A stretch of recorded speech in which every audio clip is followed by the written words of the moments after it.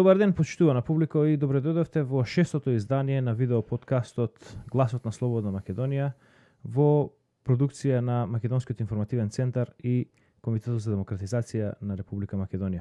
Јас сум вашиот домаќин Душан Петровски, со мојот верен соговорник Јордан Петровски. Добар ден.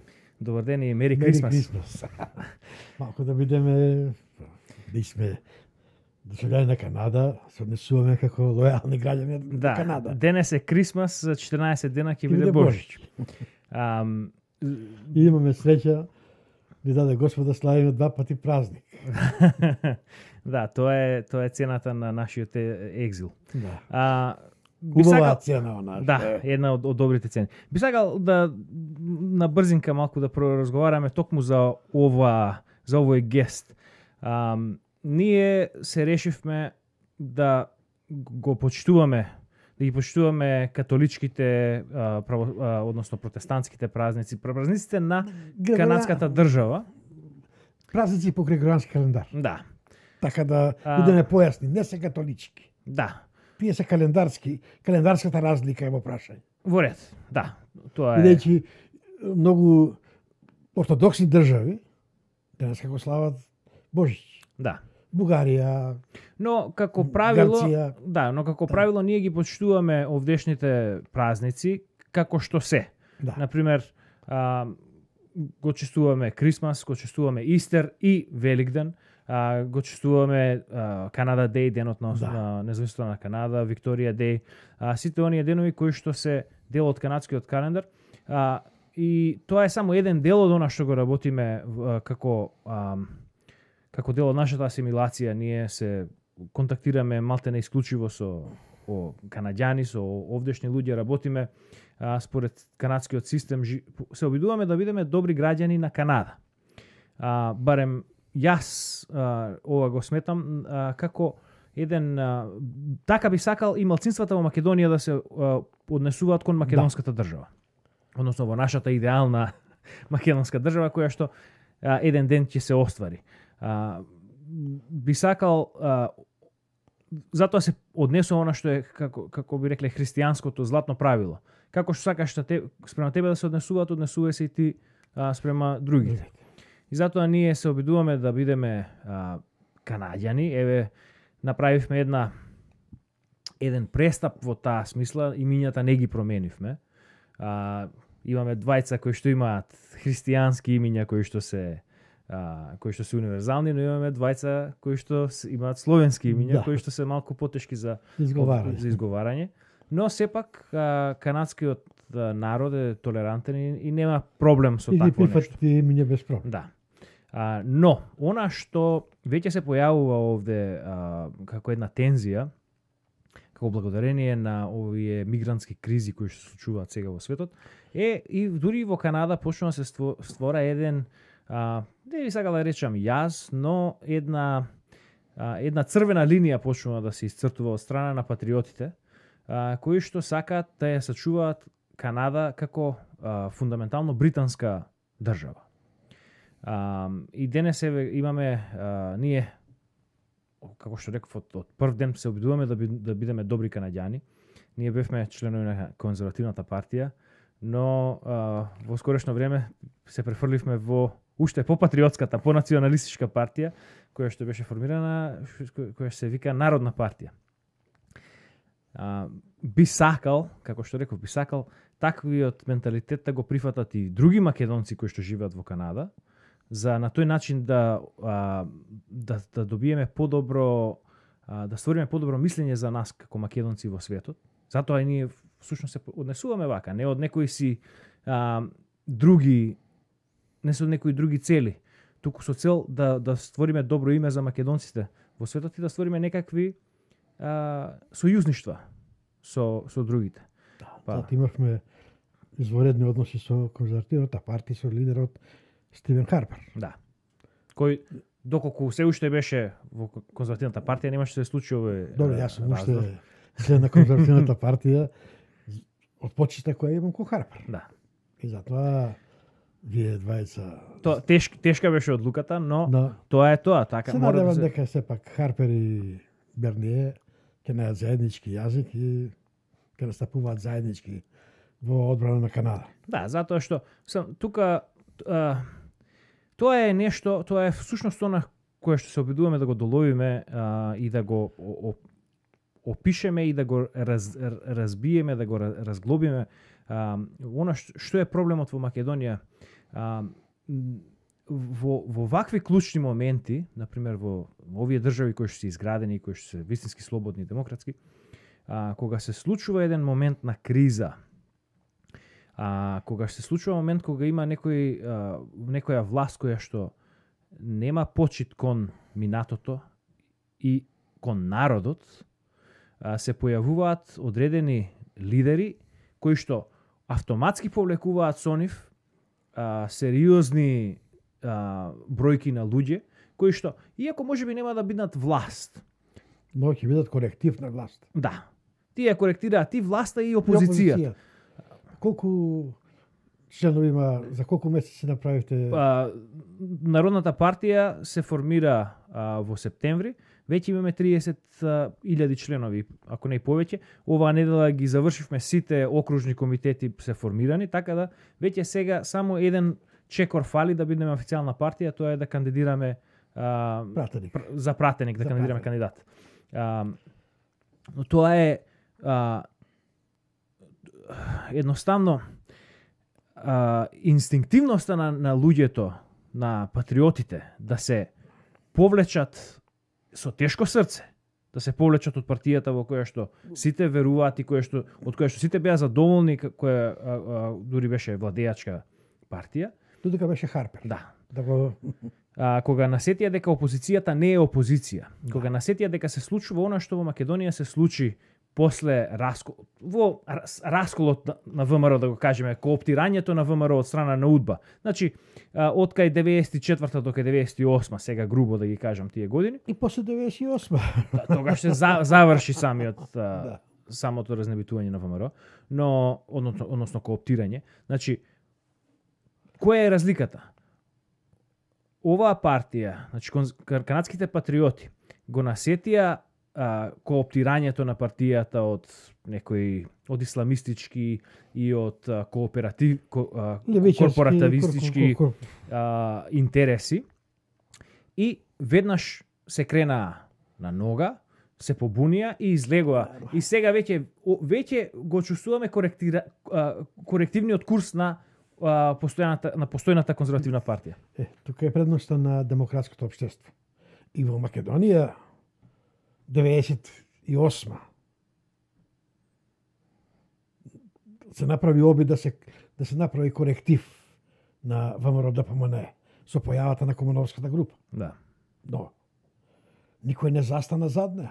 Таа група собра 140-150 потписи. 140 потписи на петицијата. Но активното јадро беше околу дузина луѓе. Но не сите потписници беа максимално посветени на таа идеја.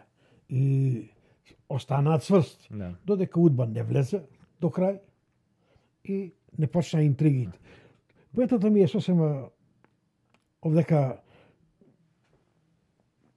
Канада е демократска држава. Да.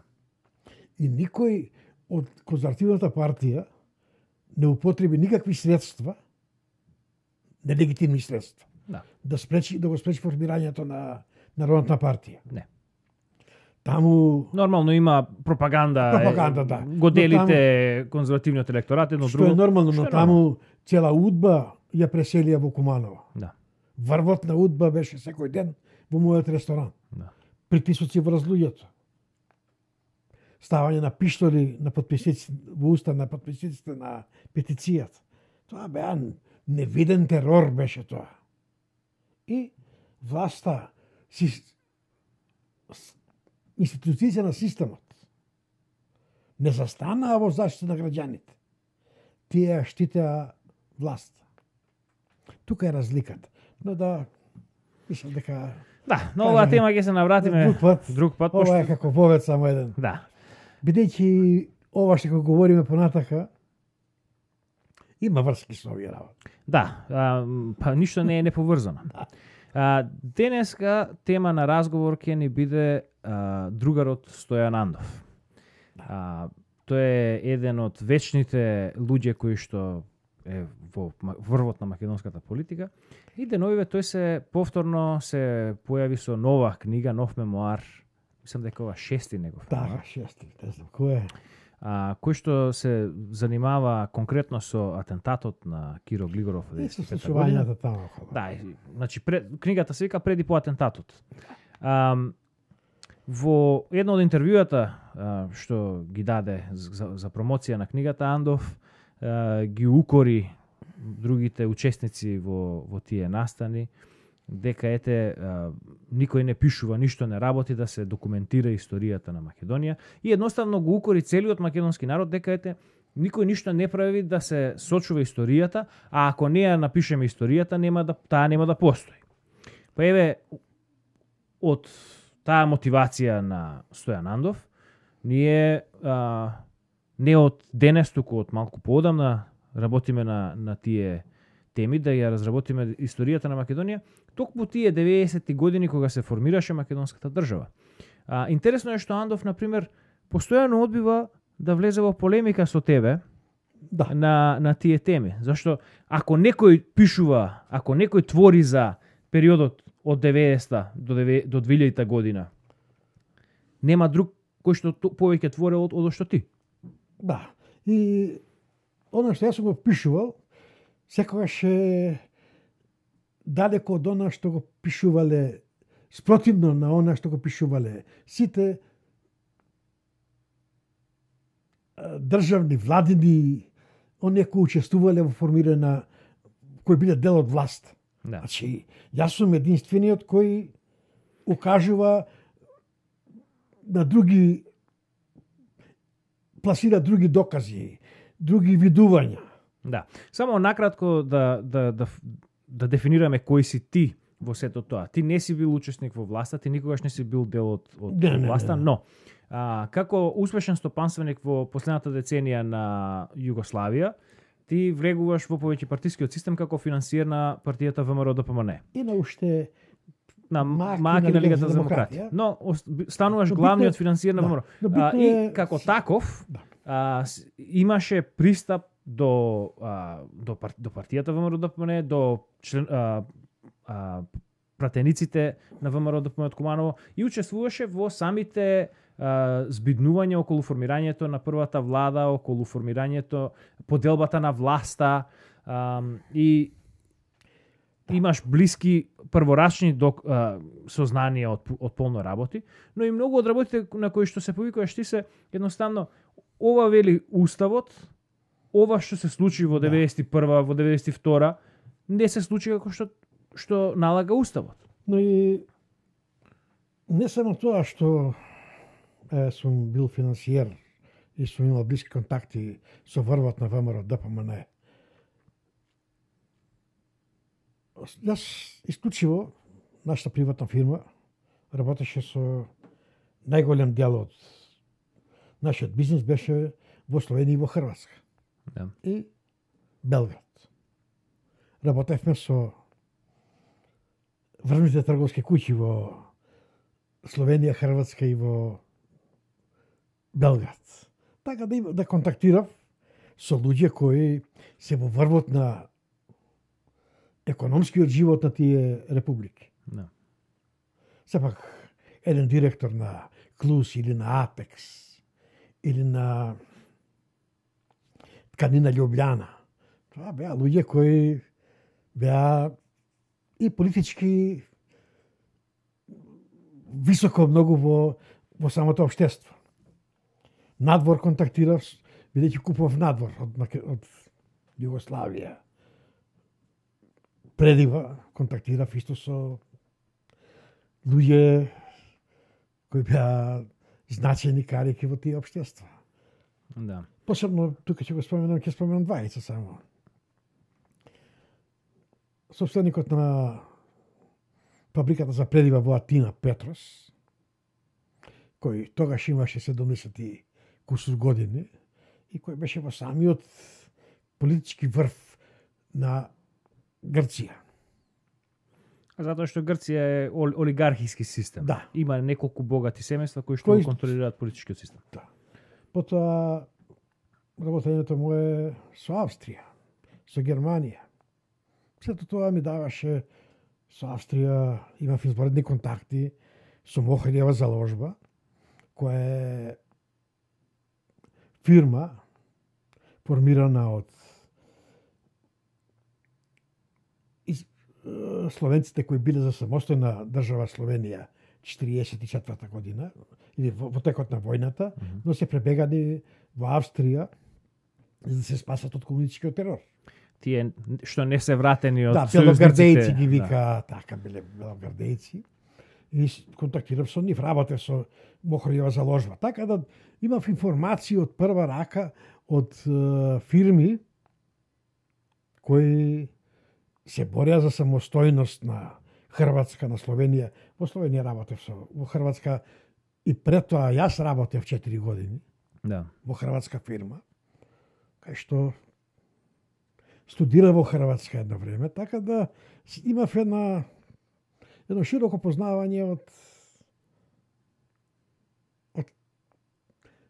сваќањето на тие што се случува во тие републики. Јас ја донесов прв веста во Македонија, и тоа мора да постои во моето вистинско досие, дека се подготвува апсење на председателството. Мислиш во тоето целосно досие? Моето целосно досие. Веста знам јас знам на кој сум ја кажал и кој ја пренел. Да. Тоа е римљанин кој го постои во моето досие, кој е соработникот на УДБА. Да. Така да, затоа викам јас, иако не сум бил Политичар, ниту сум бил на место на Андов или на некој друг, јас имам информации кои сум ги прифаќал бидејќи не сум бил заинтересиран да манипулирам со нив, за да си бранам некоја позиција во политиката. И тогаш и денеска ги кажувам во изворна смисла, без да сокривам ништо. За разлика од Андов, кој што ќе наведеме случај во кој што тој го работи ова, ти она што го зборуваш, јас можам часот да си го навијам кога почнеш да ги објаснуваш некои работи. Она што си го зборувал пред 15 години, пред 20 години, пред 25 години за некои работи, и она што го зборуваш денес за тие случаи е буквално исто. Ама како можам да го менувам тоа што тоа е тоа. Јас затоа викам. Најголем злостор кон може да се каже дека тоа е геноцид кон една нација или кон еден народ е сокривањето на вистината. Манипулирањето со вистината. Да. За историските настани, за она што се случило. Тоа е геноцид врз идните генерации. Да. Врз иднината на нацијата и на народот. Имаме тоа го гледаме многу во денеска. Со менување на името. Да. Со губењето на буквално на македонската држава. Името на македонската нација. Заев вчера имал некој на некоја трибина, веќе македонците се изедначени како заедница во државата. Како малцинска заедница. Да. Чекаме, те луѓе.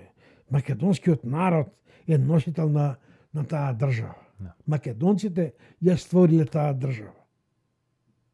Не може да се повикуваме на 10-15 албанци кои учествувале во народно-ослободителната војна. Да. Се знае, албанците биле на страната на балистите. Да.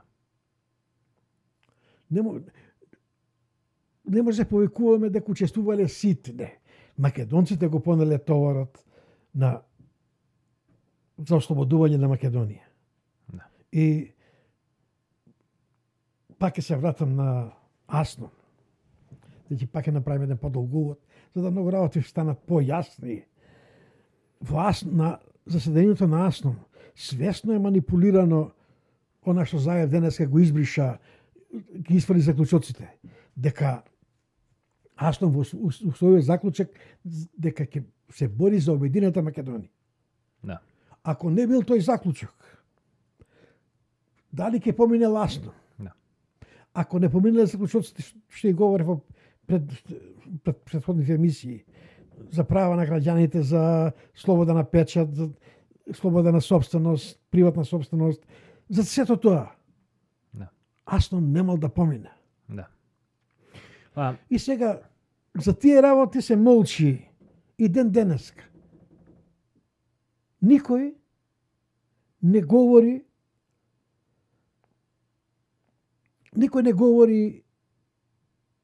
дека е народ изманипулиран. Ето, ако за тоа се дискутирало, се знаело за тоа, денеска не би бил Заев на власт. Не, само од време на време се појавува или Бранко или Стојан, еве и во овие интервјуа, вели кога што е работа, па не бидува. Не ја бидува работата. Па како не ја бидува работата? Зошто не ја бидува работата? Па не ја знаеме вистината. Некој помудар од мене и од тебе има речено нешто во сличен контекст. Крајот на цивилизацијата е оддалечено за една генерација. Да. Значи, ако ја прекинеме врската меѓу таткото и синот, завршува цивилизацијата. А во смисла за ова што го зборуваш околу албанците и нивното учество во формирањето на македонската држава. Ова сега најновата лага што се протнува во Македонија. Книгава на која што во моментов работа Македонија, нејзините народности и нивната иднина, мислам дека причината зошто таа се крие во Македонија е токму поради тоа што авторот Brailsford, кој што е голем љубител на албанците, Ама сепак ја зборува вистината. го објаснува менталитетот на албанците и објаснува што работеле тие во Македонија за време на турското робство и како тие всушност биле оние кои што извршувале геноцид и кои што го потиснувале македонскиот народ и кои што на секој начин во секоја реформа која што им овозможувала некаква предност или олеснување на македонците, односно на христијаните од сите народности, тие веднаш се кревале на нога. Значи, тоа е повторно еден од овие моменти кои што намерно историјата се крие од нас, за да ние немаме, во таа книга има и одлични аргументи, на примери за спорот со името со Грција. Да. Повторно, овој човек како англичанец кој што е социјалист, кој што нема никакви симпатии кон македонците, тој македонците ги во таа книга фигурираат како бугари. Меѓутоа тој едноставно е присилен некаде да признае дека добро овие луѓе навистина нешто работат, не се дивљаци или не се примитивци едно друго. За албанците постојано бара начин да ги оправда сите нивни делувања. Но тоа е всушност она што ни се работи нонстоп на нас. И сега не знаеме како да застанеме, со какви аргументи да застанеме против албанците кои што еве се наметнуваат како владеачка класа во Македонија. Да. Не знаеме како да се спротивставиме на Грција, не знаеме како да се спротивставиме со главниот противник на Македонија, на Вардарска Македонија, а тоа е Белград. Да. И Brailsford многу објаснува лагата дека постои Крушевски манифест во кој се споменува и албанците како луѓе кои се бореле против турците. Не, тој само пишува како албанците го гаселе писмото кое е упатено постаничниот одбор до турските села. Да. Некој го фалсификува после години и години и од него прави манифест. Такво манифест не постои. Да. Во таа форма во која ние го знае. Постои писмо во кое се повикува турското население низ селата дека восстанието не е против нив. И да биде само тоа. И самото формирање воопшто не се спомнува никаде формирање на Крушевска република. Да, нема. Има воспоставување на власт. Управа некако, но не се декларира република. Да. Значи да продолжиме кон главната тема.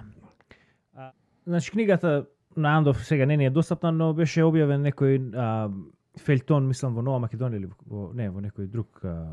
Ја има на Котле, ќе ја ставиме, ќе го ставиме линкот во описот на емисијава. Беше објавен фелтонот 7-8, ако не и 10 продолженија, во која што се дава отприлика една добра слика за тоа што Андов сака да протне како теза на неговата книга. А тоа е дека постоел наводно некаков јаз помеѓу тајфата околу Црвенковски, односно младите лавови, како што ги нарекува Стојан Андов, припадниците, односно раководството на Социјалдемократскиот сојуз. Тука до некаде ја прифаќа Социјалистичката партија тогаш на Киро Поповски, и старите мудреци, конкретно Глигоров и Стојан Андов, и дека тој јаз кулминира со атентатот на Киро Глигоров на 3 октомври 1995 година. Тој исто така зборува и за некакви други обиди за атентати и закани, барање од Киро Глигоров да поднесе оставка во август 95-та, значи пред неколку месеци пред атентатот кој што беше извршен врз него. Од кај би сакал да почнеме? Од кај да почнеме? Да почнеме од почеток. Океј. Прво да кажеме кој е Андов. Кој е Андов? Тоа е најбитната работа, бидејќи можеме ние да говориме, но без да посочиме кој е Андов, многу работи ќе останат нејасни за она што ќе кажеме понатака. Андов е човек кој ги поминал сите обуки на тајните служби во Југославија. УДБА, КОС и СИД. СИД е врната, тоа е службата за информирање на Министерството за надворешни работи. И тука тоа се врните мајстори на градење на манипулации, на пласирање на манипулативни приказни. Андов е пратен за амбасадор во Иран. Земја која беше на црна листа на Запад.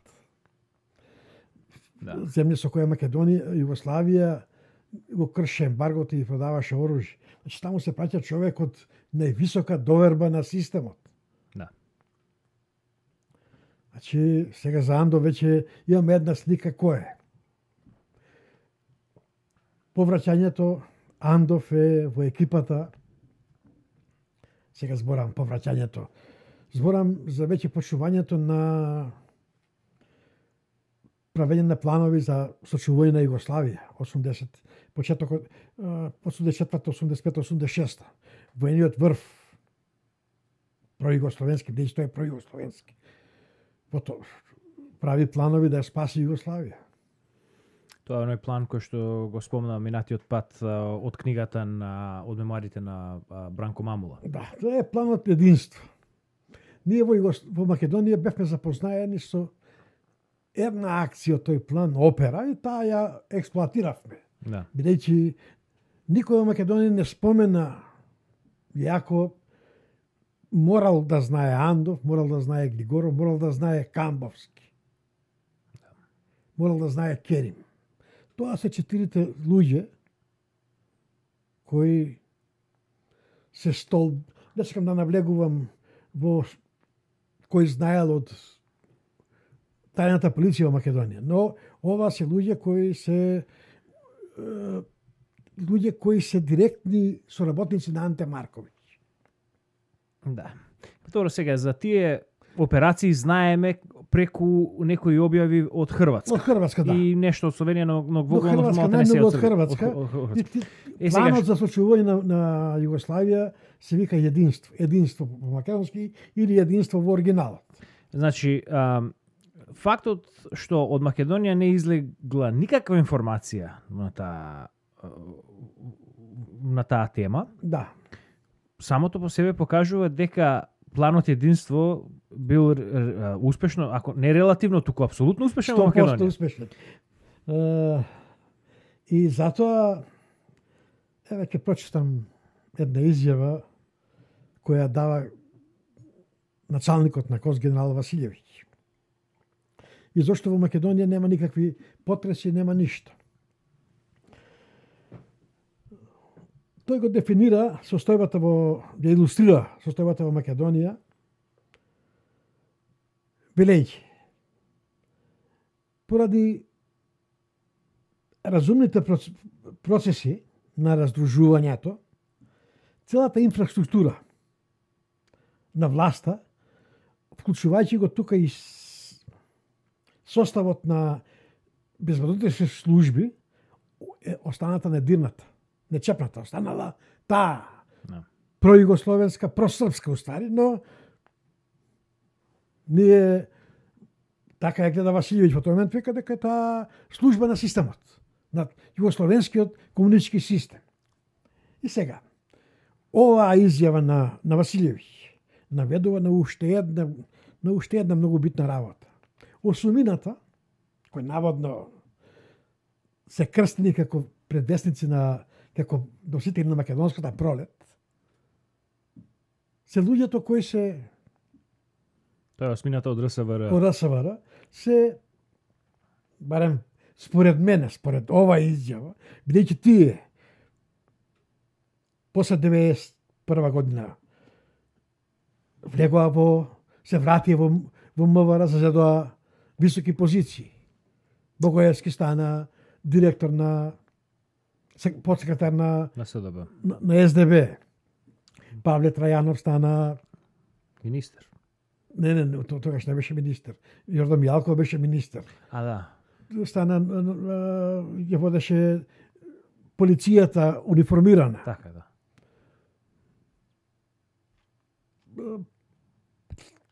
Цветан Гроздановски, мислам дека беше во Агенција за разузнавање. Или таму некаде. Диневски беше во аналитика, вратен, не знам каде. Сите беа повторно внатре во... Сите тие ја презедоа да ја водат службата. И гледа за чудо. Никого тие од старите кадри, кои биле наводно недемократски, бидејќи му служеле на Лазар Колишевски, не беше избркан од службата. Ова укажува, сега да се вратам на многу битен елемент. Лазар Колишевски, зошто ме наведе да се посомневам дека осумината се дел од планот единство, или е тоа една од групацијата штакори или пацови. Тоа ги има еден куп, тоа се операции во самиот план единство за промени во одредени републики, да делуваат тие групи, делувале во Хрватска и во Македонија. Сега не знам за Босна, не сум стретнал податоци. Тука зборуваме за новинари кои што пласираат лажни информации, зборуваме за сквернавење на гробишта и за слични такви акции. Такви акции. Значи, може да помислиме на некои изливи на ултранационализам, например, во Македонија во тие денови, веројатно биле дел од тие планови. Сега, бидејќи Лазар Колишевски, зошто е битката против Лазар Колишевски? Лазар Колишевски е човек на Ранковиќ. Иако Ранковиќ не е на власт, врската меѓу Лазар Колишевски и Ранковиќ е многу длабока. Лазар Колишевски е спроведувач на политиката на Ранковиќ. И Лазар Колишевски успева да издействува после падот на Ранковиќ и после од пензионирањето на голем број на луѓе во МВР и во УДБА и СДБ, кои биле обележени како проранковиќевски, биле пензионирани. Но Лазар Колишевски, да тие луѓе ги користи и понатака како луѓе на СДБ. Тие работа. Каде завршуваат тие луѓе? Тие луѓе се добиваат високи функции, стануваат директори, стечени управници. Значи се префрлуваат од државно-безбедносниот во стопанскиот сектор, во стопанскиот сектор и во цивилниот сектор. Во цивилниот сектор. И пак се на врвот на општеството. Има еден интересен, ќе го ова е интересно, што еден од кодошите на Смичковски е директорот на фотоцентар. Тоа е бивш пензиониран работник на МВР, инаку е татко на Јанко Јади Бурек. Па добро, како таков син, значи останал фамилиарниот бизнис е сега И Јанко е. тој се жали, тој имал блиски контакти контактирал при секој одење во Италија службено, се среќавал со Смичко. Но се жали дека никогаш не успел да разбере каде живее Смичко.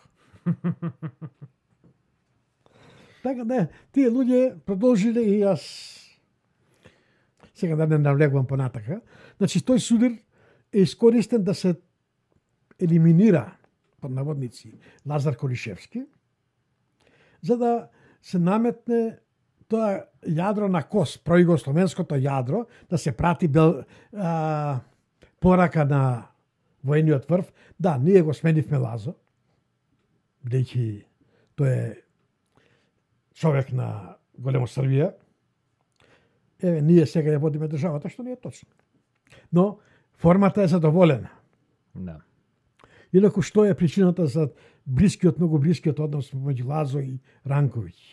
Кога е уопсен 41 година Ранковиќ од Гестапо, Лазо го организира неговото ослободување од болници. Лазо е носителот на ослободување од затворот на Гестапо во болница на Ранковиќ. И од тогаш тие се нераздвојни пријатели, тие се премногу блиски. Да. И сега да го повржеме Стојан Андов со сето ова. Како се повржеме? Стојан Андов, сега, бидејќи воениот врв го именува Марковиќ за премиер. Да. Тоа е по идеја, така тие гледаат дека тоа е патот да се сочува Југославија. Да. Има една... И западните финансиери на Југославија го гледаат тој исти Па пат. Америка до последен ден ја поддржува Да. Југославија. Таа е најупорната да опстане Југославија како целовита. Да. И дава пари. Па бога ми потрошиле бајаги пари сега. Не им се, Да, не им не. се исплати Да ги неколку милиарди инвестиција да им пропадне така. за уште малку пари да дадат. Да. Во владата на Анте Марковиќ, Владо Камбовски е министар за правда. Да. Керим е заменик на министар за надворешни работи на Будимир Лончар. Тоа е тврд југословен Будимир Лончар. Значи, таму е целата екипа. Андов, И тие се сите, има една паралела со она што се случува денес. Владата на Марковиќ е една технократска, техноменеджерска влада, која што многумина се праќани на запад, Да, се школувани и тие навистина имаат створени некои потесни врски со овие службите на американската држава, со State Department и вакви онакви. И денес повторно се повторува таа приказна со Никола Димитров и со некои од таквите слични нему. И во тоа има еден, во мемоарите на Мамула, еден многу убав пасус кој ја објаснува улогата на Григоров. Мамула вели, кога одел кај Марковиќ, а одел логично попладне, во неговиот кабинет, секогаш ќе го најдел Киро Григоров и доктор Бајт од Словенија и уште еден, го заборев името, кои работеле на програмата за зачувување на Југославија и за приватизацијата.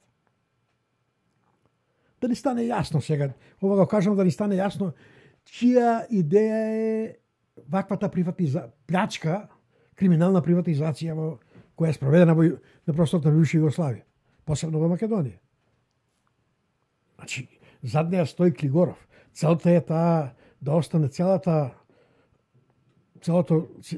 индустријски објекти да останат во раците на комунисти. И затоа да правена таква плячка. А што е причината за сето тоа? Причината да обстане е комунизмот. Обстанок на комунизмот, односно контрола на населението. Да. Таа политика на држање на народот на работ на гладот е политика на нова Југославија, уште од самиот почеток. За стара Југославија има малку покарактеристичен начин на раководење со економијата, но политиката на нова Југославија, која што до ден денес е на сила, е да се држи народот на работ на гладот, што и дозволува на владеачката гарнитура многу полесно да управува со населението. манипулира. И сега во тоа време се формира и СК Движен за Југославија. Го формира воениот врв.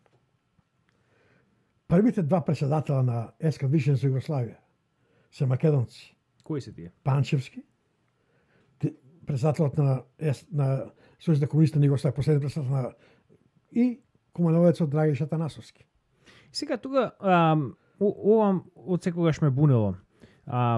Социјалдемократскиот сојуз се прогласи себе си за наследникот на Сојузот на комунисти на Македонија. Тој ги наследи просториите, се. Да. Како сега овој СК, овој Сојуз на комунисти, Движење за Југославија? Да. Така? Од кај произлегува партија се двои како фракција од Сојузот на комунисти? Се прави нова партија, СК Движење за Југославија, бидејќи распадот на 14-ти конгрес на Сојуз на комунисти, Да. излегување на Кога Перо Гошев уништи красна партија. Да. Излегуваат словенците, хрватите и фракцијата на Перо Гошев. Тоа е посебна приказна, ќе работиме некојаш друг пат. И беа присилени да направат нова партија.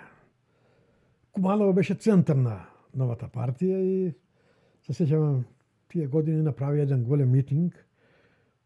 Спортската сала немаше место да ги прими во Куманово сите симпатизери, сите директори во Куманово на стопански организации, на трговски, беа таму.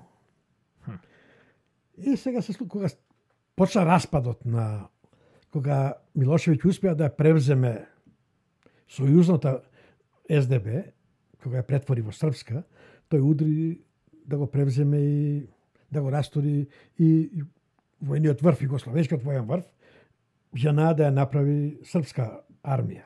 Тоа е веќе од кога е почната војната во Да, од кога е почнат. Кога го апсењето на Василјевиќ и групата Лабрадор, оние што подметнува бомби во Хрватска, веќе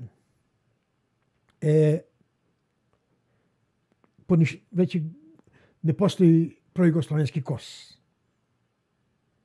Туку Милошевиќ менува 40 или до 80 генерали некаде во еден ден, сите кои не се по негов вкус, именува српски генерали и жена веќе добива.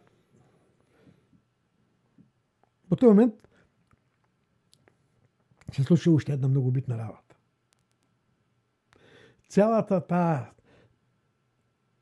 Целото членство, ова е 92 година веќе. Пак ќе се вратиме назад на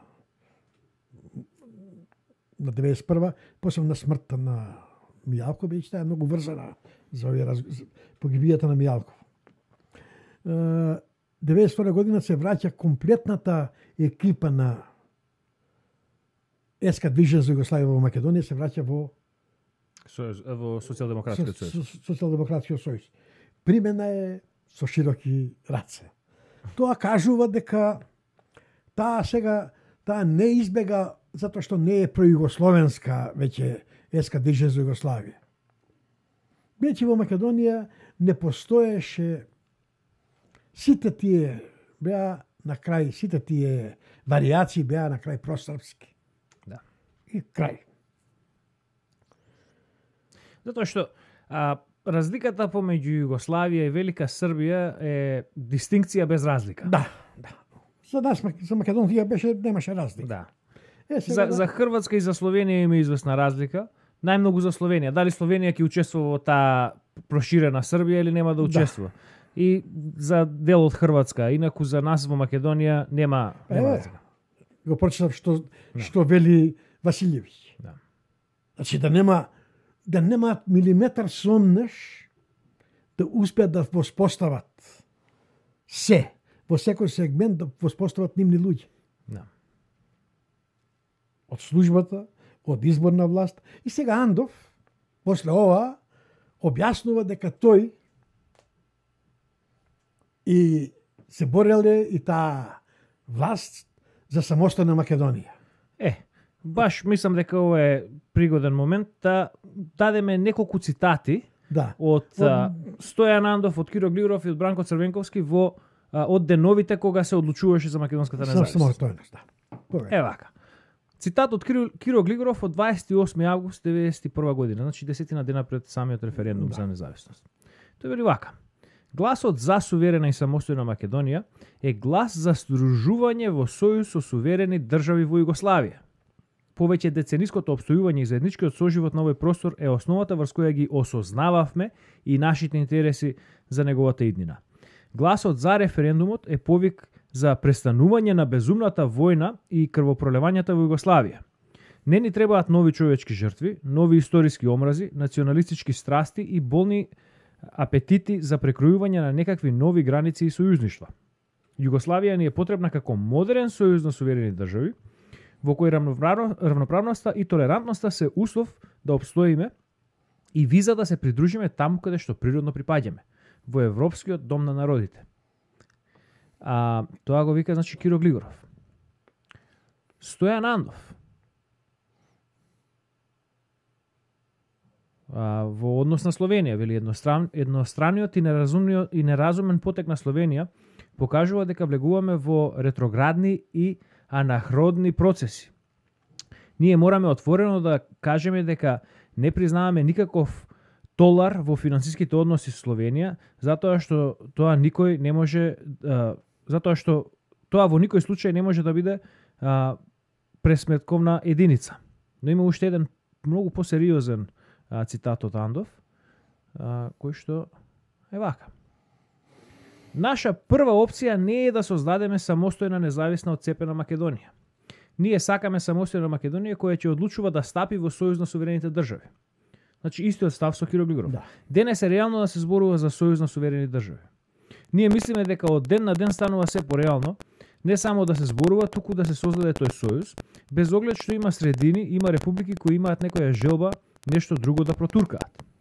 И конечно еве што рекол Бранко Црвенковски во една од расправите околу прогласување на независност во јуни 1991 година. Тој вели вака: не е крајна нужда да го донесеме тоа, да донесеме одлука за независност. Кој не овластил во името на овој народ да донесуваме одлука за која не знаеме какви ќе бидат последиците, а да не зборувам за нешто што ќе е многу потешко. Тоа е една авантура во која не се влегува. Една борба за која никој не знае какви резултати ќе донесе, а тоа е борбата за признавање на меѓународен субјективитет, на меѓународно правен субјективитет. И поради тоа тој вели: во овој момент на Македонија не и требаат некои храбри потези. Значи, ставовите на лидерството на републиката се синхронизирани се и идентични. Идентични, нема судир. И се поклопуваат со планот на воениот врв, со чувување на таа заедница. Да.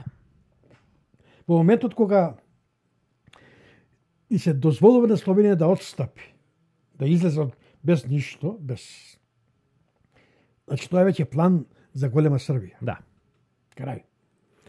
И сега, каков јаз можел да постои помеѓу овие, помеѓу Бранко, никаков јаз. Киро и сега да се вратиме на она главното во книгата, што предизвика најголема полемика, атентатот. Мислам, дадовме една така поширока депеза на каде треба да се истражува и што да се бара. Да. И еден контекст на она што се случувало во тие време. Ќе тргнам од една друга позиција. Ќе го оставам атентатот на Глигоров последен.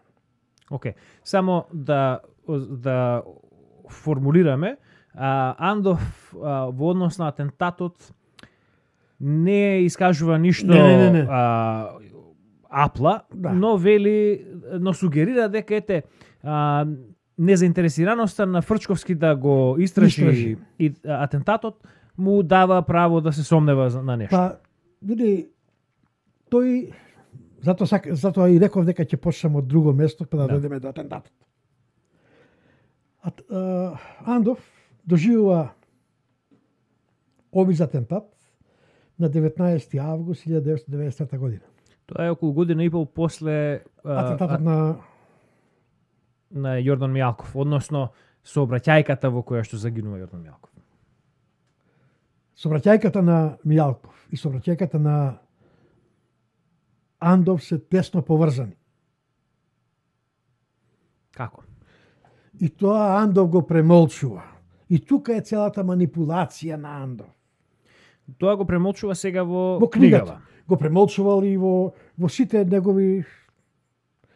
Кога разговаравме јас и Андов по телефон 2009 година, после еден негов текст во Фокус, јас му споменав, кога ќе напишете за сината Лада, кога ќе го обзнаните тоа. Тој се насмеја и рече, па има време ќе го пишам и тоа. Значи, потврди дека е таа вистината. Дека јас потенцирав дека таа е Ладата што учествуваше и во сообраќајката на...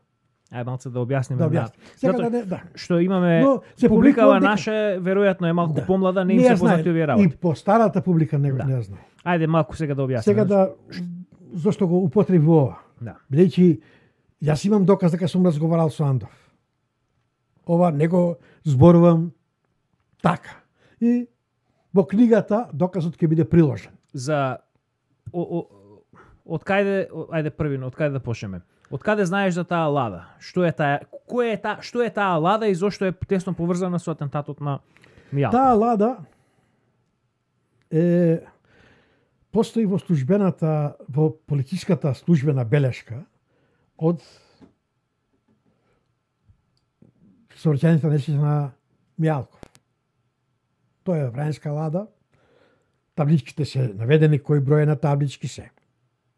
И таа беше вест објавена во македонските медиуми своевремено. Да, своевремено беше објавена. Јас го имам исечокот од вестникот каде е објавена. Потоа кога се случува овој обид за атентат на... Доследи малку. Има уште една работа тука, што мора да се каже. Веднаш по излетувањето на возилото на Андов од мостот паѓање во Нива, застанува воен пух. На Андов или на Мијалков? Мијалков. Се извинувам. На Мијалков, значи кај Бојановаc, несреќата збориме, сега зборувам за несреќата на Мијалков. Okay. Застанува воен пух. Тоа е војно возило од гарнизонот во Куманово. Има во него 3-4 луѓе, едниот е човек на Кос, другиот е Докмановиќ. Моје презимето ми остана во сеќавање, некој ги имам сите презимиња во тоа ќе оди во книгата комплетно се. Тоа, значи, како можело возилото на Кос да го следи, каква случајност, мислам, да оди зад возилото на Мијалков. Мијалков, но не како официјална прат. Не. Случајно ти оделе од Куманово тргнале за Ниш, не знам за каде, или за Врање, таму бил во гарнизон, така некако. Но сега има уште една многу битна работа. Целата приказна за сообраќајката на Андов се гради на тоа дека возачот бил малку налудничев и возил секогаш бесно што се вика 120, 130, 150. Како тој воен пух, кој сепак не е, тоа е една вид на джип. А тоа е како Лада Нива е сигурно. Не, како теренско возило тоа, повеќе теренско возило, борбено возило. За превоз на војници, така некако ја мислам, така е. Да. Не сум сигурен 100%, ама тоа не може да вози 120, 130. Да, ма како и да е било Лада Нива, да речеме, таа не може да се носи со Мерцедес на... Да. А не знам, не бил Мерцедес, друга возило, ја имам сликата од како е хаварисано возилото. И тие се првите кои доаѓа до возилото на Мијалков. Да. Има сведочење на... Добро, да не одиме на така, на доктор Никодиновски кој ја правила тоа. Тоа во книга ќе оди. Значи, таа Лада оди во пресет на возилото, оди од Бојановаc кон Куманово, А возилото на Мијалков води од Куманово према Белград. Значи, таа Ова лада... е, значи не е автопат со она со 4 ленти. Нема, со... тогаш е со 2 ленти, тоа е времето кога има само 2 ленти. И за да избегне удирот со ладата, возачот излетува од автопат или мислам малку има удар, или сега не знам точно, не се, треба да се погледнат убаво тие. И така погинува Мијалков. Во некое дрво што е на... Не, тоа е друг. А, тоа е друг. Тоа е за Мијалков паѓа од мост. паѓат од мост, се превртува колата и така, но вела дека бил жив кога бил уште во колата. Не знам, тоа се шпекулации, не да не зборуваме за тоа. Сега да продолжиме натака. Што е, според мене, што е причината? Јас сум уверен дека Мијалков е елиминиран од КОС. Бидејќи, сега треба да се вратиме на две битни работи. Мијалков е човекот кој е високо позициониран во КОС. Има повисока позиција од Киро Глигоров.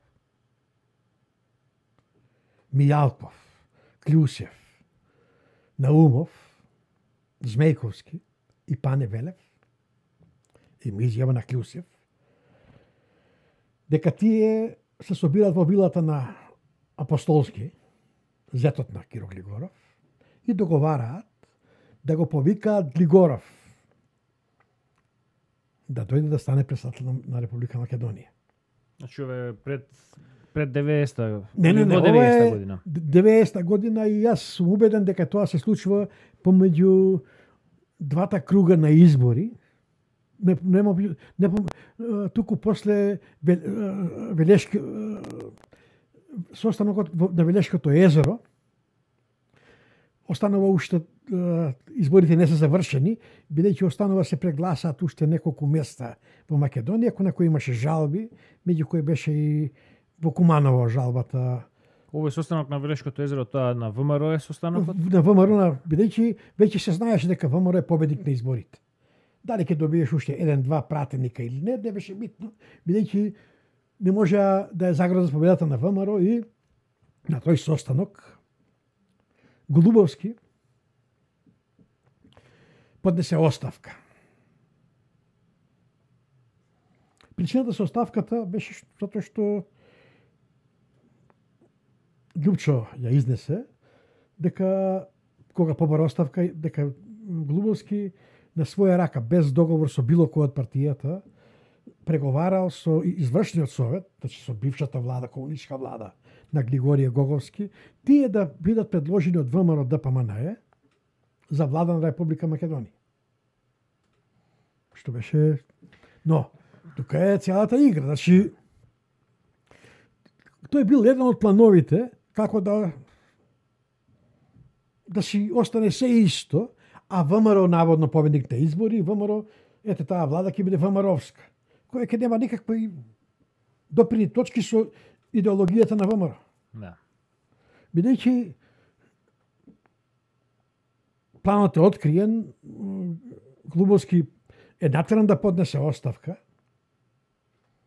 се договара на тој состанок, јас сум присутен на тој состанок, иако не сум член на ВМРО, ме поканија да бидам таму и бев. Се донесе одлука да се направа, да се преговара со партијата на Гошевина, партијата на Андов, за да се направи македонска власт. Да се подели, да се направи поделба. А па такво нешто се прави и во Хрватска, тоа е нивната влада на национално единство. Да. Сега, после тоа, значи тоа е после завршување на изборите, но уште не е дефинитивно. Тоа е некаде крај на почеток на декември месец. Службата сваќа дека планот на што го имала со извршниот совет нема да помине, тогаш се прават тие нови конструкции. Според мене тогаш и договорот кој го прават Мијалков, Клјусев и сите во вилата да го повикат Глигоров. И сега има една абсурдна ситуација. Експертската влада која ќе биде избрана од председателот, го избира председателот и го носи во Македонија. Да. Затоа што за Јас мора да признам, бев многу мал тогаш, имав колку 7-8 години, но се сеќавам на тие настани како кристално со кристална јаснотија. Се сеќавам дека имињата на Клюсев, Наумов не беа некои познати во јавноста, тие не учествуваа во изборите, ги немаше никаде. Киро Глигоров воопшто не беше популарен неговиот избор и првиот обид да го наместат за председател пропадна. И особено кај овие што беа поддржувачите на ВМРО остана една горчина дека им беше наметнат овој југословен кој што беше донесен од Белград, изваден од нафталин, им беше наметнат со некакви договори кои што подоцна не се остварија. Сега, има уште една многу битна работа. Има еден мој разговор, сум напишал неколку пати го споменал, но сега ќе говорам со уште еден многу битен член на таа штипска група. Штипската група е... Да, тоа е една од работите која ги вржува овие луѓе, тоа сите се штипјани. Да. Јордан Мијалков, Никола Клюсев, Наумов, Јордан Арсов и Михајло Хроват. Тој беше председател на Стопарска комора на Македонија. Јордан Арсов беше председател на Уставен суд. По некои други линии имав контакти кои не се по политичка линија, туку по приватна. Бев многу добар пријател со баџанакот на Јордан Мијалков. Инаку Јордан Мијалков, со баџанакот на Јордан Арсов, не со... Со Мијалков имаш по боксерска линија. Да, со боксерска линија, се знаевме од тоа. Но со ова е посебен... Јордан Арсов е многу битен човек оценка. Да. Ова име кое што е јас него и паметам. Со неговиот баџанак Илија бевме многу близо. Илија беше комерцијален директор на Интеримпекс, на Интекс. И по таа линија работеше, од нас купуваа доста стока. И сака се спријателивме со. Така да Илија и Јордан Арсов беа баџанаци. Двајцата беа зетовци на Гојко и Мане Јаколевски. Беа родени сестри нивни. Ептен појажина, ептен голема мрежа. Илија, после там 92-93, се остави со сестрата на Јаколевски. Човекот, барем така ми кажа, 96-7 така некаде, дека веќе само пеел по кафани. Значи, од еден комерцијален директор на една голема компанија, паднеш на тоа ниво, некаде сгрешил. Да. И тој беше промакедонски ориентиран човекот. А Гојко и Мане и тие ли пеат по мејати? Да, пеат само на друго место. Главниот кој имаше влијание во ВМРО, тоа влијание е остварувано преку Јордан Арсов, кој преку Гојко и Мане ги правил влијанијата. И сега, значи, доаѓаме до тоа да доаѓа Киро Глигоров како председател.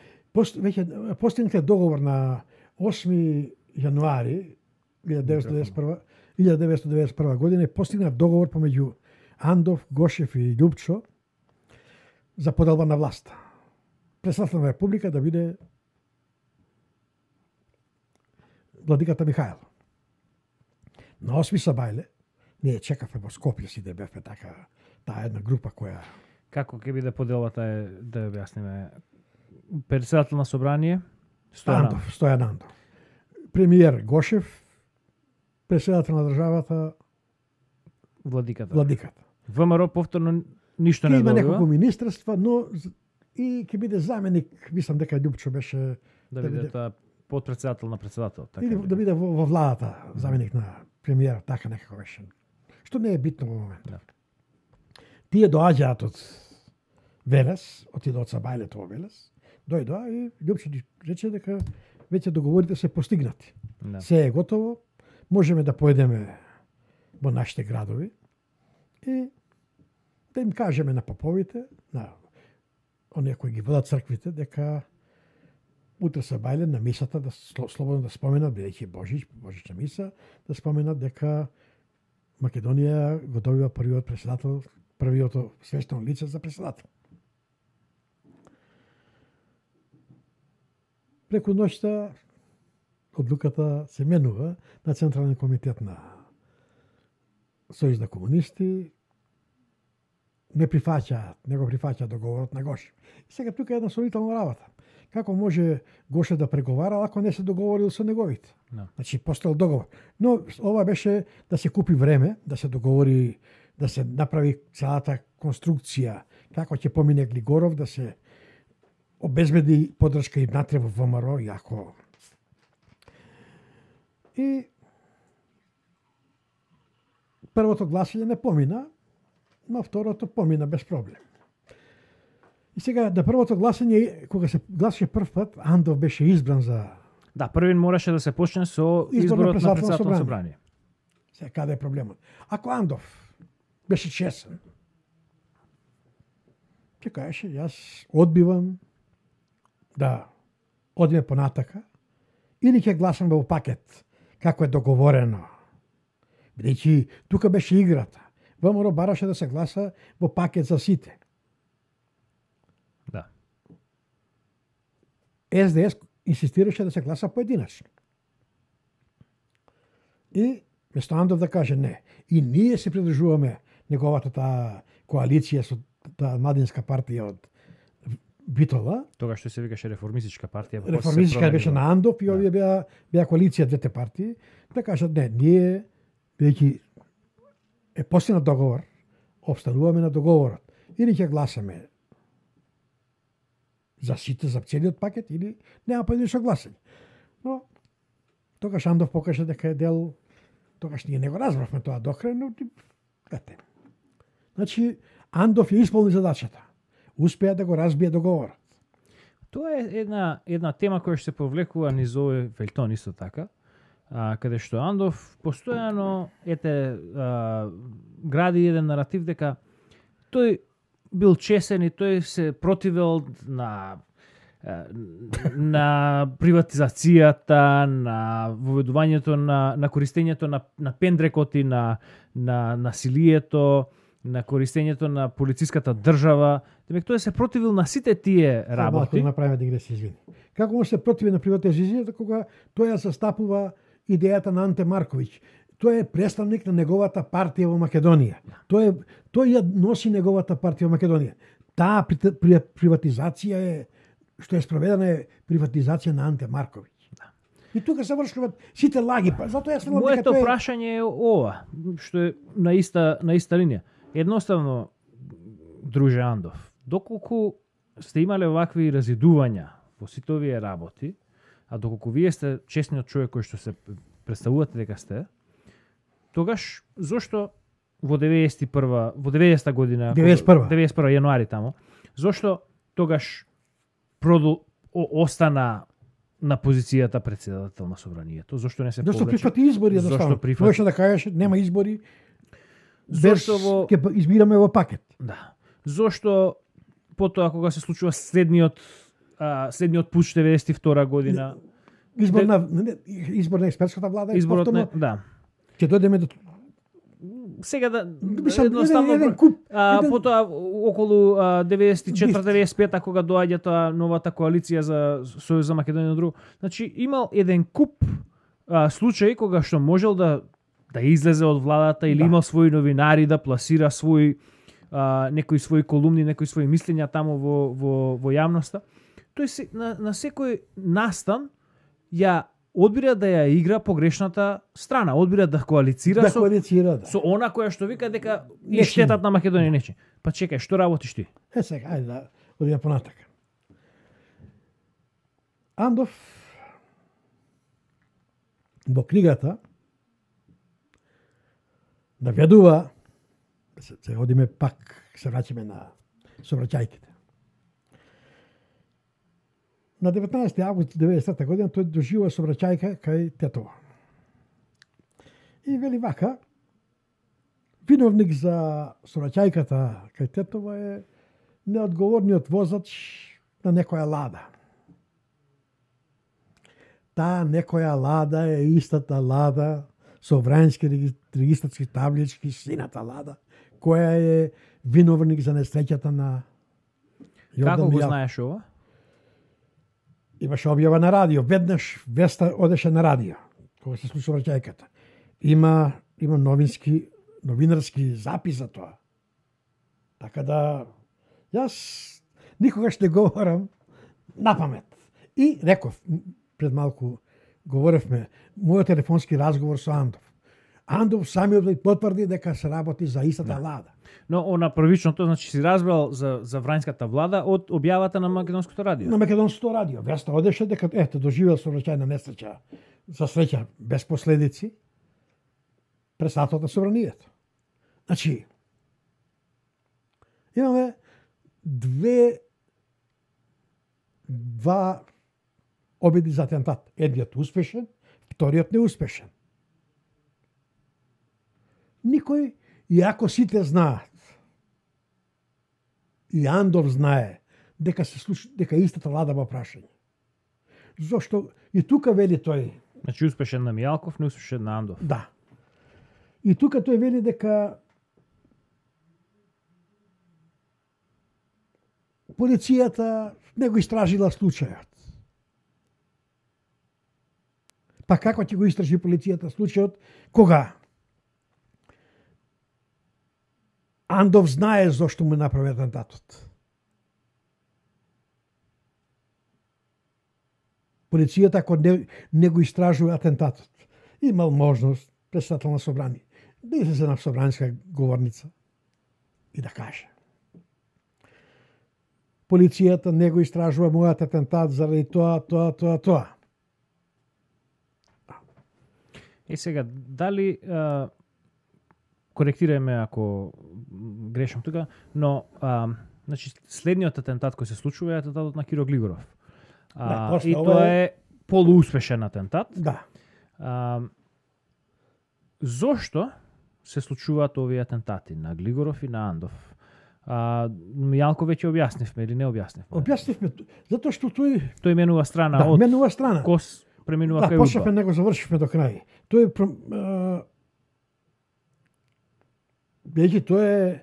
Кос сака да спречи понатамошни пребези. И затоа го ликвидира Мијалков. За да послужи на сите како предупредување што ќе се случи за сите оние кои биле за пројугословенскиот Кос, за пројугословенскиот воен врв, што ќе се случи со нив ако променат страна. Но по сапсењето многу бргу после несреќата со враќајката на Мијалков се апси Василјевиќ. И со тоа доаѓа до смена во генералштабот, се елиминирани сите пројугословенски, веќе нема кој да веќе се помируваат со судбината, дека Кос веќе нема таа моќ да ја сочува цела Југославија. Андов треба да открие зошто е неговиот атентат. Да каже, мисля кога велам да открие, да ни каже зошто истата лада, значи Кос, повторно стои за тоа. Да.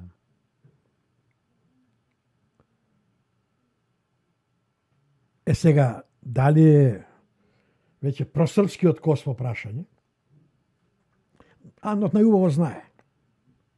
Да. И тука е таа негова голема манипулација. Тој прави една изморедна пита гомнарка. Употребува еден куп на вистински податоци. Тој споменува дека некоја лада. Ама главното, кое ќе го поврзе со атентатот на со убиството на Мијалков него кажува дека тоа е истата лада.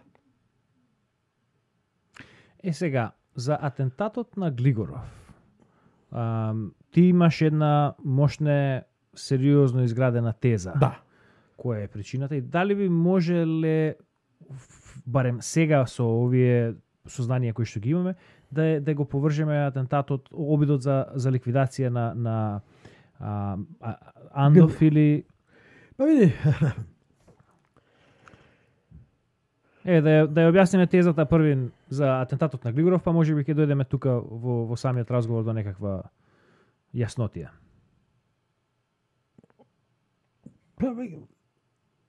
и атентаторите на Глигоров се познати. Тоа е оној фотороботот од Мултигруп. Не. Не, тоа е колумната на синот на Глигоров, Владимир Глигоров, објавена во Српски пешчаник. Тој вели вака, само тие ќе избавам две реченици, три колку се. Вика, мојот дедо по мајка, Стојан Мишев, војводата на... Тој е поранешен војвода во ВМРО, кој што преминал и станал војвода на удружење... Прво да објасниме зашто преминал. Удружење против бугарских бандита. Да, удружење за борба против бугарских бандита. Стојан Мишев е градоначелник на Куманово. 1919 година, како бугарски градоначелник на Куманово. Кмет. Мислиш 915-918. Да. И во тоа време тој правил сериозни зулуми низ Куманово, од Куманово до Штип. Плячкал, убивал колку сакал. Осуден е на смрт. Тодор Александров, бидејќи за некои заслуги негови кои ги имал по проценка на Александров, го помилува. Но му вели дека ако продолжи така, дека пресудата ќе биде извршена. Стојан Мишев, свесен дека не може да се промени, ја менува страната. Заминува на српска страна. И тој е убиен од ВМРО. Да, и тоа е од Киро Лазаров Колишев. Само не Киро Лазаров Глигоров. Само не интересна. Убиен на куќниот прак. Пред керка му, пред жената на Киро Глигоров. Нада Глигорова. Нада Мишева. И сега. Вели вака Влада Глигоров.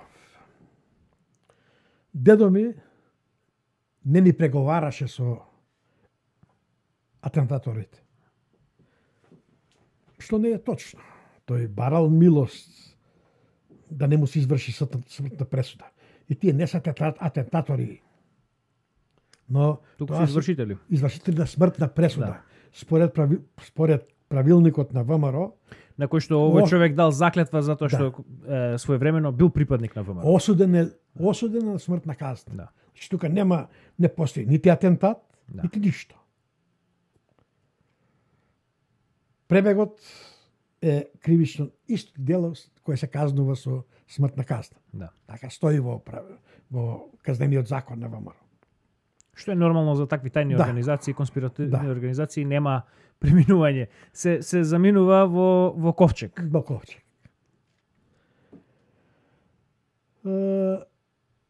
Влада понатака вели. Татко ми, за разлика од дедо ми, се обиде да преговара со атентаторите. Да се договори. Не да преговара, да се договори со атентаторите. Но не успеа.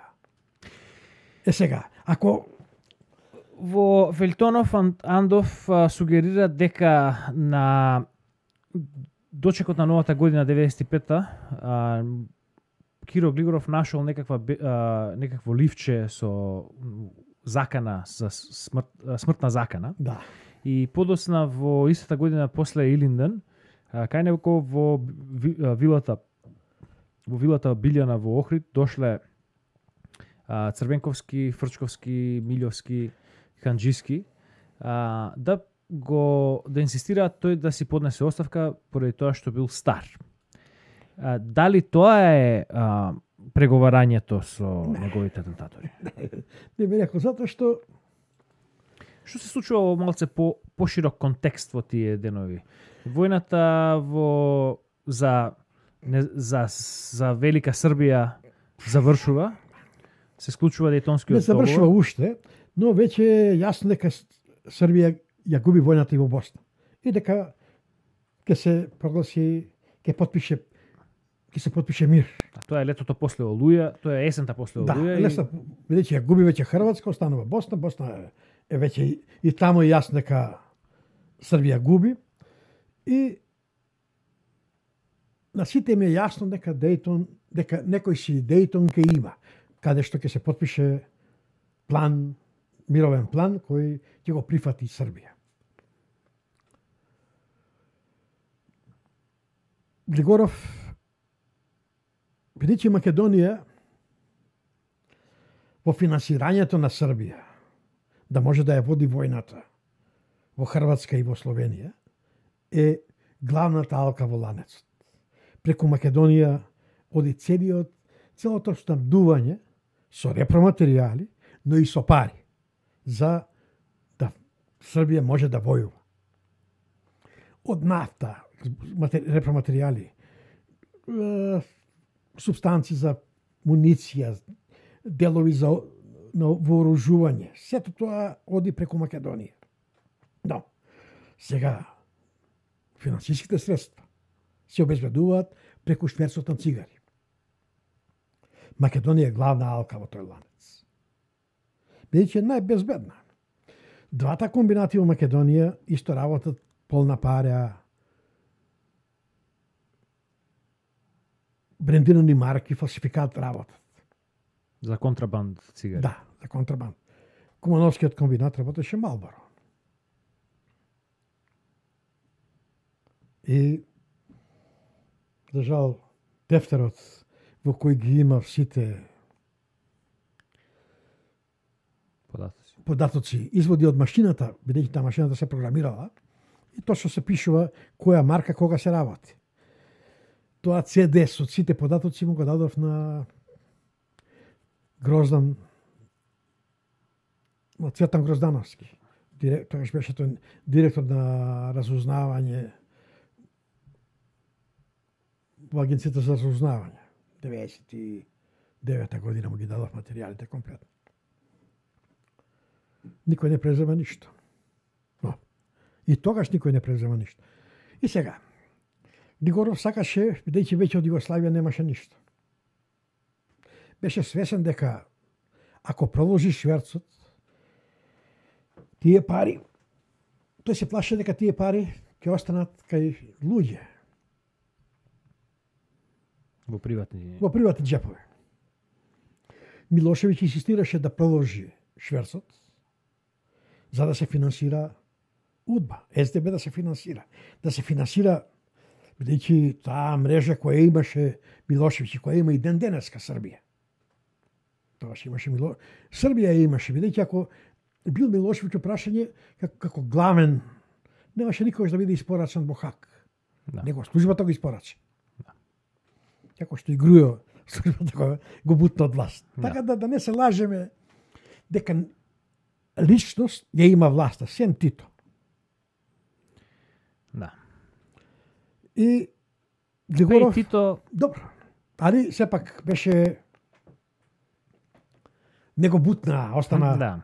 Тоа ми е поентата. Значи, остана до крај. Да. Тој имаше многу добар дил со службата, бидејќи прифати да ги почитува српските интереси. Да. Во тој разговор со Милошевиќ, после Григоров одбива, бара да се прекине со шверцот. Бидејќи е свесен дека и во двата случаи ако парите одат за финансирање на СДБ, на УДБА, тоа ќе значи дека се загрозени позициите на многу луѓе во Македонија. Мислам, не од друга позиција, него некој друг ќе контролира кој ќе дојде на власт.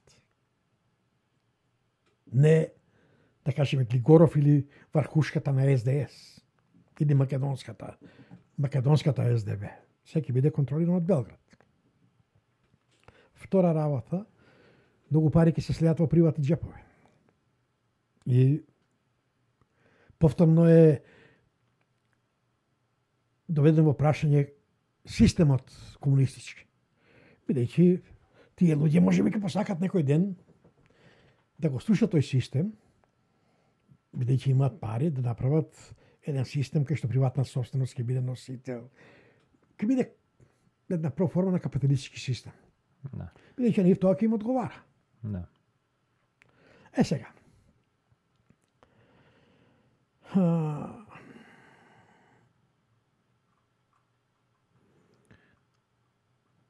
Андов, Да. околу атентатот, има една изјава дадена на 30 ноември 2014 година, во која го обвинува Милошевиќ, а како причина за обвинувањето на Милошевиќ, дека тој стои за атентатот, е желбата на Милошевиќ да ја спречи ратификацијата на привремената спогодба со Грција. Што сега би требало денеска да објасни Андов зошто дошло до промената на неговото видување дека македонци стојат за атентатот. Дека атентатот Глигоров дело на од луѓе од Македонија, дека не е тоа атентат зад кој стои Србија. И тука е, значи, за пред 4 години, тој тврди едно, сега тврди сосема спротивно. Да. Тој имал време од 95-та додека бил на власт. Додека беше, тоа беше 2006-та? Не. Не знам, така некако. Појма, сега да не зборам за години, но 10 години беше. Во тие 10 години зашто не, сигурно 5 години биле, ајде, од 91 до 95-та.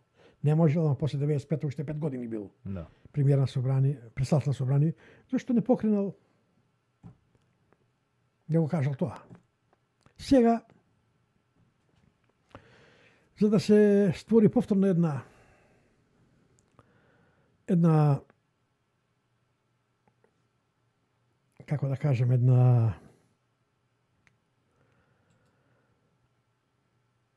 сериозна забуна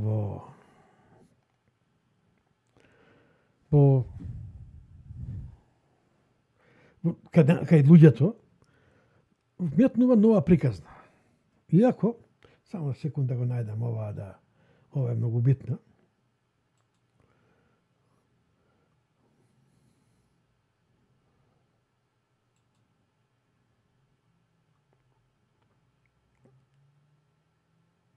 Тој вели вака.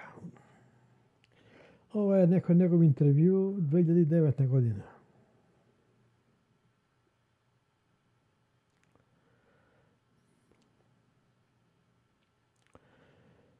Се работи околу давањето на мандат на Киро Глигоров, недавањето на мандат на Киро Глигоров на ВМРО ДПМН 91 година. Тој вели вака, дека мандатот не го дал Глигоров на ВМРО ДПМН, туку се решил на чекор да избера тој влада, е по сугестија на Белград. И дека тоа Андов го слушнал од некој врвен разузнавач, се знае кој е тој врвозлучувач во Македонија. Тој е еден од осумината.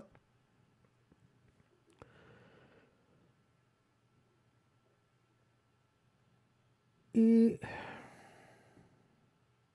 така е прави владата. Сега. Онаа влада која што него го донесе од Белград. Сега друго прашање.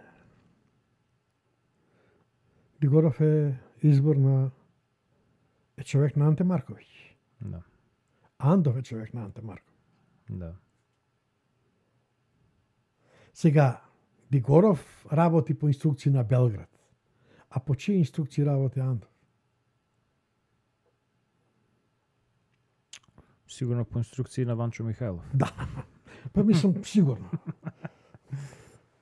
Така да тоа е сега да Андов свесно прави дека тоа е човекот кој бил тврдо на македонски линии и се обидувал се што можел да направи, да избори македонска држава.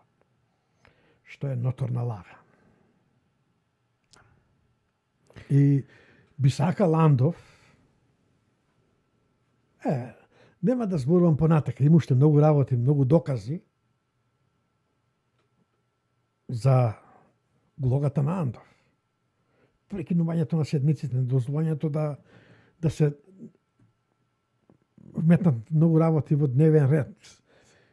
Обструкциите кон ВМРО ДПМН, кон пратеници на ВМРО ДПМН. Тоа е се една голема свесно градена за да не се дојде до вистината. Да не се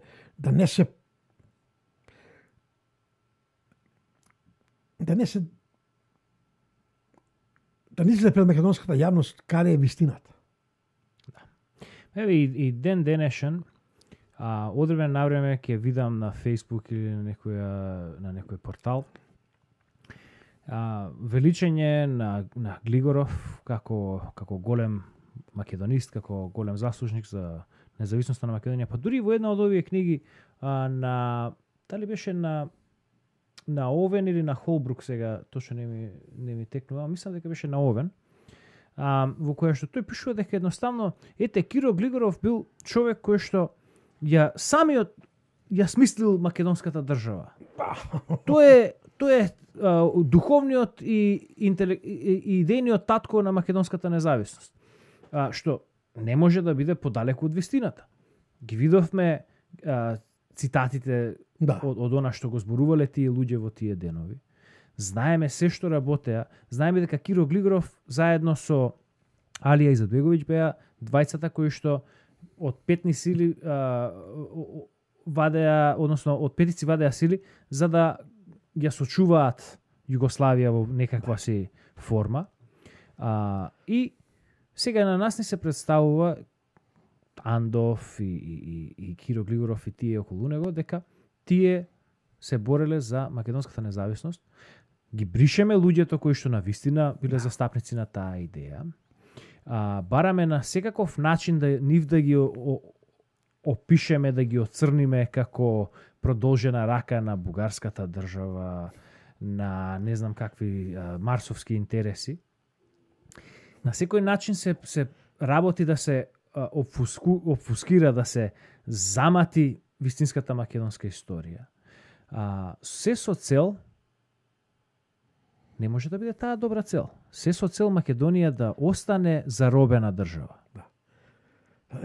Само ова ќе го уште малку за Андов, во тој текст од Фокус од 2009 година, после кој му се јавив јас по телефон да разговараме. Тоа беше причината му се јава. Вели дека и според уставот Глигоров 1991 година немал право да не му го даде мандатот на ВМРО. На ВМРО. Зошто молчал тогаш? Зошто не ја повлекол неговата партија Тој како председател на собранието, тој е оној кој што делегира и диригира како ќе се одвиваат седниците. Да, може да каже доставно, ова не е според устав и нашата пратеничката група на реформски сили, таа партија на младиот, нема да гласа за против уставна одлука. Ма едноставно можел да го тој амандман, тој предлог закон да го повлече воопшто да не дојде ниту на дискусија. Значи, тој имал сета моќ во државата во тие, посебно во тие неколку месеци, лежеше во рацете на Андов. Собранието е над владата. Да. Собранието е над председател. Бидејќи председателот и тогаш беше избран во собрание. Да. Не е избран од народот па да има легитимитет од народот. Не, тој е избран во собрание. А владата е извршител на одлуките на собрание. На собрание. Значи, тој де факто ја имаше најмоćната позиција во државата, имаше способност да тие работи да ги исправи кога можеше да се исправат. И кога ќе ја поведува Македонија во сосема еден ток на демократизирање, на владење на правото, на почитување на уставот. Повторно 92 година. Повторно неуставна одлука на Гligorov. До подруго заделување мандат. Повторно изведена од Андов. Прво, непочитување на уставниот закон, во кој јасно беше напишано дека со падот, по моментот кога ќе падне владата на Клюсев, се распишуваат парламентарни избори. Не постои да се избере повторна влада. Мораше да има избори. Значи, председателот на собранието, кој ја има, кој ја води на високата институција, законодавната институција во државата. Да. Е тој кој се однесува неуставно. Сега што имаме со таа Џафери. Значи, сите овие проблеми со кои што денес се соочува Македонија беа нивните темели беа поставени од луѓето како Стојан Андов, Киро Глигоров, Да. и подоцна Бранко Црвенковски и тие другите. Да завршиме денеска, јас ќе му пратам на порака на Андов. Многу работи не сум кажал овдека. Свесно не се кажани. Му оставам простор на господинот Андов. Ова што е споменато. Да се обиде да го демантира и да конечно да прифати, го одбегна полемиката околу ВМРО ДПМН. Околу формирањето. Да, околу формирањето во која тој ме спомена во негов текст. И јас му одговорив, но тој не смееше да полемизира, да би одговори на текстот, бидејќи немаше што да одговори. Немаше докази да ги собори моите тврдења. Моите наводи во текстот. И сега сигурно дека многу тешко ќе се осмели да каже збор. Му наведов неколку примери, да не одам понатака, да не бидејќи така и сати кусур направивме веќе. Да. И од ова. Да. Значи, господинот Андов ја фрли ракавицата и ни даде предизвик да почнеме да чепкаме во македонската историја и да ја разработуваме историјата на Македонија во нивните формативни години, односно формативните години на независната Република Македонија. Па еве, предизвикот е прифатен и еве го првиот чекор. Да. Понатаму ние, тој вели да нека пишуваат книги, пишуваме и книга, и книгата се надеваме дека во разумно време во следниве 12 месеци ќе биде достапна и најверојатно повторно ќе биде бесплатна книга која што ќе биде достапна до македонскиот народ преку симнување од интернет, како што впрочем го направивме тоа и со Црна рака врз Европа и како што ќе биде случајот со Македонија и нејзините народности. Ние во оваа игра не сме за пари, како што еве денес е Божич, па да употребиме еден цитат од Библијата, кога ѓаволот го искушувал Исус, кога тој бил во пустината да пости 40 дена, и во сиот негов глад ѓаволот му доаѓа и му вели: па добро, штом си ти син Божи, еве од овие камења направи леп и јади. Исус му одговара: запишано е дека човекот не живее само од леп, туку од зборот на Господа. Да. Зборот на Господа е вистината. Тоа е она што нас не поттикнува и тоа е она за кое што ние секогаш ќе се залагаме. Затоа што вистината ќе ве ослободи. До следниот пат, до гледање. До гледање.